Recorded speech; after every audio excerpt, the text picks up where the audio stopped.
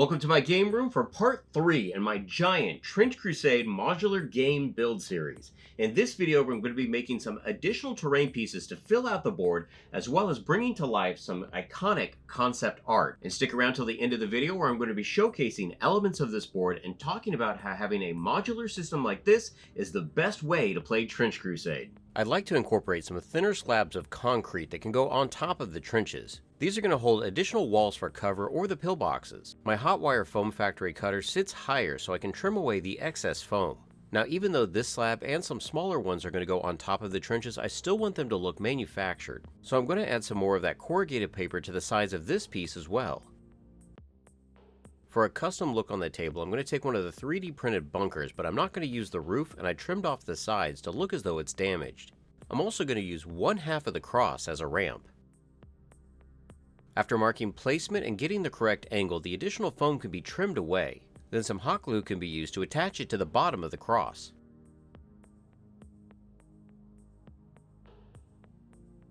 Just like the other concrete structures on the board, corrugated paper is also going to be applied to the sides of this piece. Now where the concrete has had damage that's a little bit lower, I'm going to trim the corrugated paper back to make it look as though it's a hasty repair. Offcuts of the coffee stir sticks and additional corrugated paper are going to be used to build up the sides of the ramp. Now one thing to note is that I did break off the top of the sticks, so the different size bases could walk up the ramp freely.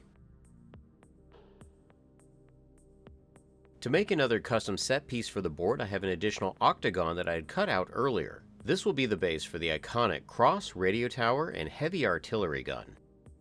Like previous pieces, distressing is done to the surface using a mixture of items. Tinfoil balls, bamboo skewers, wire brushes, and hobby blades are all used in different ways, and each one gives a completely unique effect. The base for the cross will be made up of one of the bunker roofs, and I placed that onto the surface to see just how much detail needs to be showing. And while I've got my tools out, I might as well work on all the other concrete sections, like these two here, which will be perfect for pillboxes. And the rest of these are made so I'll have plenty of different options to set up the game board. And if you have not seen my previous videos, here's a quick demonstration of how I can make pink insulation foam look like concrete. I start by applying a wash of Liquitex Heavy Body Mars Black to all of the pieces. Then a mixture of PVA glue and distilled water can be applied, along with a decent amount of unsanded beige grout. This is saturated with water and IPA and left to dry. And the thing that's great is that it doesn't take very long to do this, so you could knock out a ton of different terrain pieces in an afternoon. While I allow those pieces to dry, I take a steeple off of the bunker and I cut it at an angle. This is going to be glued to some cross terrain from Dice First over on My Mini Factory. After these are attached, you can see how they're going to make a great multi-level ramp for the board. And like I had mentioned earlier, the roof that I don't need for my broken bunker is going to be used as the base for the cross. Now I did scale my cross up to 125% for this application. Utilizing some 1-2-3 blocks, I could glue the two halves of the cross together and make sure that they were lined up just right. These ruined wall sections are also from Dice First. Now I did scale these down from the original files. The regular walls I scaled down to 50%, and the walls I'm going to use for the pillboxes I scaled down to 40%. For the pillboxes I took another one of the bunker roofs and I sliced that in half. This shows how versatile 3D printing is, especially when you're kit bashing. The two-part epoxy sculpt was also used to fill any of the gaps and the damaged areas on the bunker, as well as the gaps on the sides of the cross. These don't have to be perfect because they will be covered with the grout mixture, but before that I give them all a coat of self-etching primer. Just like the insulation foam, PVA glue is painted onto the cross, avoiding the exposed metal areas. The grout is once again mixed up into a paste and I can apply that by hand. And note here that I do kind of add more material to the sides just to help cover that seam. This same process was applied to the walls as well, and once this is all dried, you won't even be able to tell that these were multiple pieces glued together.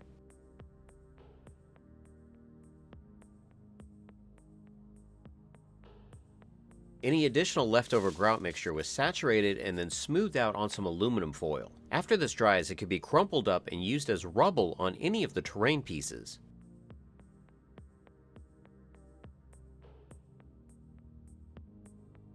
Some time has passed and our concrete sections are pretty much dry, which means that I can go in with some 400 grit sandpaper and knock down any of the high spots on the grout. This also helps add some dimension by edge highlighting the 3D printed pieces. To keep with a consistent theme of the concrete sections, more corrugated paper is applied to the sides of these pieces as well. And the thing that's nice about that is that the board can be set up where one side of it is completely trenches and the other side is all concrete. I think the important thing here is to focus on the different types of shapes and sizes these pieces are in. Every single setup for each battle or scenario can be different every single time. And here you can see how the wall, the heavy artillery gun, and the cross make up a cool little diorama all on its own. Now with the wall, I want to match the concept art a little bit more, so I'm going to add some sandbags on top. But to do that, I have to remove some of these blocks with a saw. This will leave me just enough room on the front for the 3D printed sandbags to wrap around. Now with some of the blocks that were on top, I did have to trim them and glue them back on. This allowed me to manipulate their shapes just a little bit so that they could be tucked around the outside of the sandbags. But to enhance this look, I'm going to add more of my broken coffee stir sticks underneath of the sandbags. This will help give a multi-texture to the piece. You have the stone, you have the wood, and you have the cloth. And when these elements are all treated individually, it just makes it more visually interesting. The coffee stir sticks are longer than they need to be for this application. But after they had been adhered to the 3D print, I could then go in with some needle nose pliers and break off some excess wood to make it look not so perfect. I will say the 3D print lines on the sandbags are pretty harsh, so I go in and I knock them down some with my Dremel rotary tool before applying some 2-in-1 filler primer. While I allow those to dry, I could go in with the wood stain from the previous videos and stain my coffee stir sticks. Now this is water-based, so it's a simple process of applying it with a brush and then wiping away the excess. After my sandbags have been allowed to dry and cure, I could then go in with a sanding sponge and help refine the shapes. And when I was printing them out, I made sure that 2 of the sandbag features fit perfect around the base of the cross. And before I move on in the build, the other 3D printed accessories could be coated with some self-etching primer. When it comes to the cross in the concept art, it has pipes and antennas all over it, and I would really like to replicate that as close as I can. So I'm going to drill some holes in the back and I'm going to glue in some armature wire. Now this wire is very easy to bend and manipulate, so it's just a process of bending it close and then using my hands or tools like 1-2-3 blocks and wooden mallets to get it to conform to the body of the cross. Once I get to the bottom, I cut away the excess wire that I don't need and then I can bend it down into the base. Since I'd already bent one wire, it was easy to have this other one butt up right next to it and conform to shape. Now the antenna itself is pretty detailed. I'm going to start at the top by drilling a hole and inserting a bamboo skewer. For the small antenna that protrudes from the top, a pilot hole was drilled into the skewer. Then some 0.8mm styrene could be superglued into this hole. A smaller bit of styrene was also cut and attached to the initial piece. Strips of poster board were cut into small pieces. These were then superglued onto the armature wire and attached to the cross. The poster board itself is just thick enough to wrap around the pipes and make it look like little bands of metal.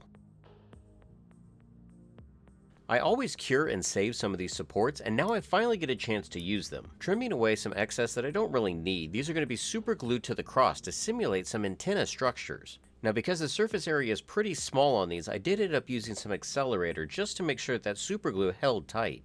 More superglue is applied to small bits of wire and styrene. These are going to be used to create the small antenna at the top. Holes were drilled into the side of the cross and nails were inserted for some structural supports.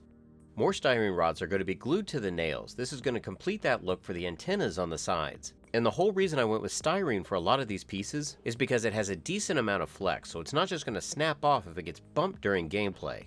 Now while the kit bash look of this cross is pretty cool, I do need to paint it up, so I'm going to be using some Liquitex Heavy Body Mars Black. I did sand the armature wire before I hammered it into place, that way it would have a little bit of tooth for the paint. Some very watered down Mars Black is going to be applied to the exposed metal sections on the cross.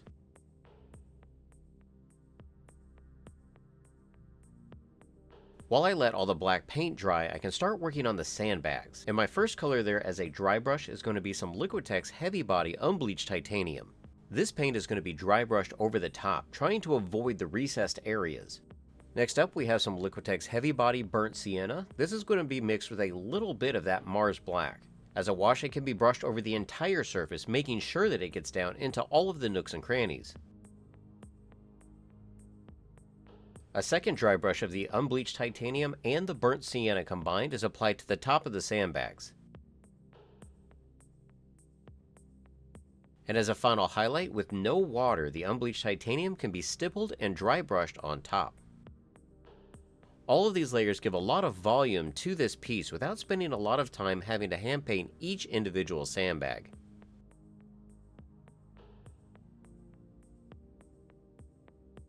With these pieces painted, they can be super glued to the front and the back of the cross base.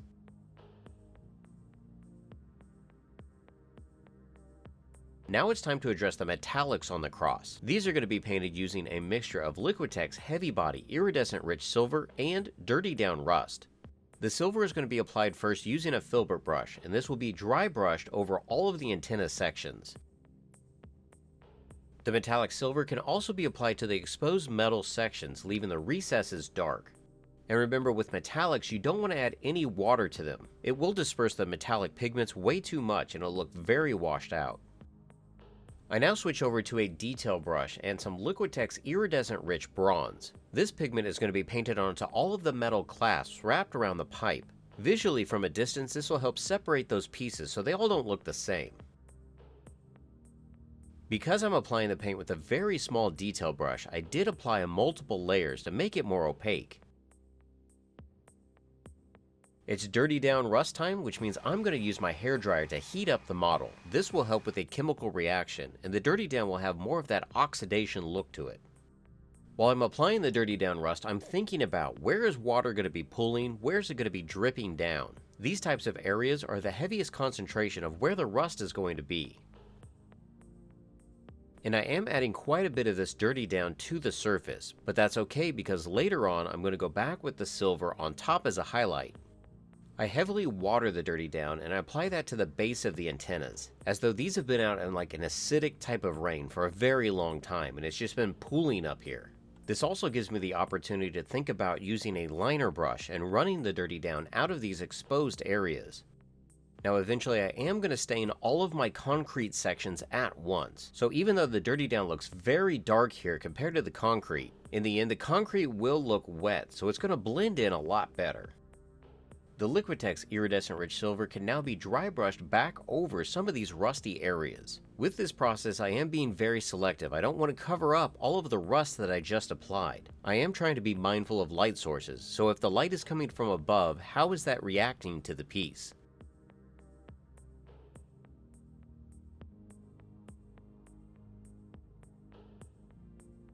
With my cross pretty much wrapped up, let's work on some additional accessories for the board. Now these were 3D printed and coated with some self-etching primer earlier. This makes them ready for their base colors, which I'm going to be using some brown for the boxes and some gray and silver for the cannons. These paints can just be applied to the entire surface because hand painting is what's going to bring out the details. To paint the wooden accessories, I'm going to be using a couple of different colors, the first one being Liquitex Burnt Sienna. This is going to be dry brushed over the surface, hitting the highlights of the wood texture and using absolutely no water. I'm not worried about being careful, I'm just trying to add some color variation to the brown at this point.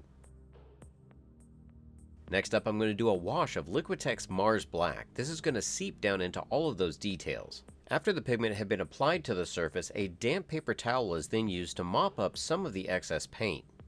I don't want to remove all of it though, just let it dry on the surface. The splotchy look that it leaves will give it a nice texture in the end.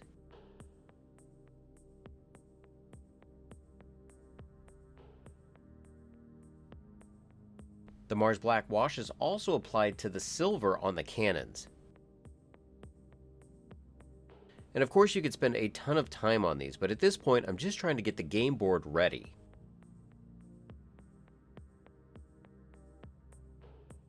To act as a shade underneath of the sandbags, as though water has been trapped, that wash is going to be applied to the wood.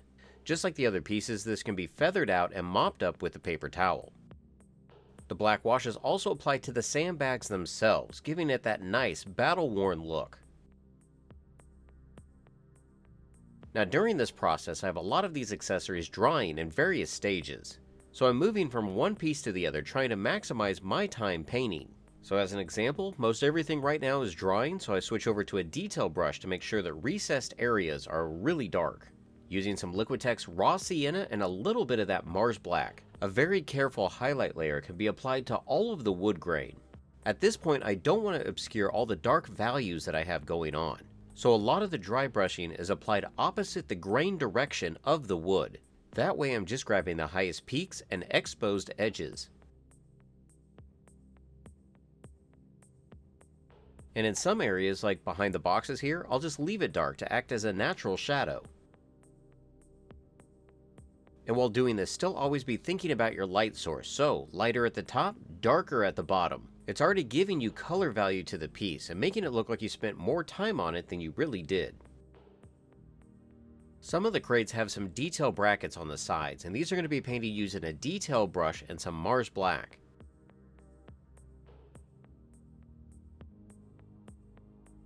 As a final highlight to these accessories, pure raw sienna with no Mars black is applied to the tops of the boxes and the barricades.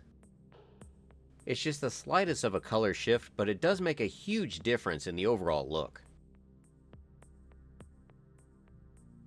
In the several games that I've played on this board, it's become very apparent that having the right amount of cover is key, especially if you're worried about getting caught out in the open and you're running a risky dash before your moveset. So one of the biggest complaints that I've seen online is that their units are getting annihilated, especially by sniper rifles.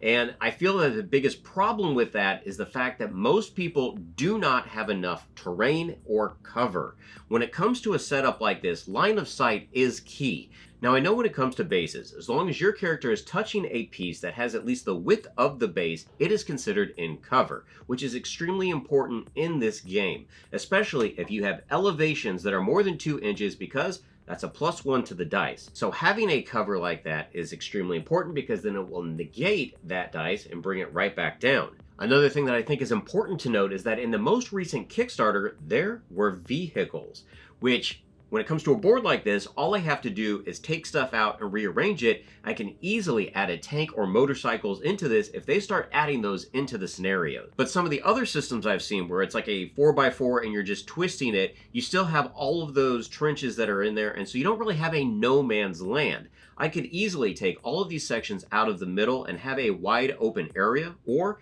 put my 2 end sections together for the no man like I'd mentioned in video 1. Now, pros and cons for a board like this. When it comes to the overall setup, pro. I mean, I can move everything where I need to. Every scenario can be completely different. Cons to that, when it comes to the modular systems where it's more of the square grids and they can just rotate, you can add more details into the trenches or on the sides. I kind of lose a little bit of that by gaining the ability to move everything around. I opted to do a little bit of both of those, not going extreme one way or the other. I still wanted pieces to look really nice, but I wanted that freedom to move everything around. And I think that's really going to come down to your personal preference. What do you want to do? Do you want to have the game more functional, or do you want it to look prettier? Another thing that I will say is elevation is very important in this game, and even with the pieces that I've crafted so far, I plan on making additional ones to go in the middle or on the sides that will have multiple levels of elevation. That way, if something bad happens, like, I don't know, a witch throws a bomb and it knocks your guy off of a 3-story building, he could die because of that. Also, having that elevation of anything more than 2 inches gives you a +1 to the dice. So, you definitely want to camp your sniper rifles up in bunkers or high areas, where your guys that are down in the trench, you're looking for cover. So hopefully you've enjoyed this Trench Crusade series so far, and yes, I do plan on adding additional elements to this. If there are specific things that you would like to see, be sure to leave that down in the comments section. And if you are building any of my builds or following along in the tutorials, be sure to tag me at SKS Hobbies on YouTube and Instagram, because I'd love to see your creations.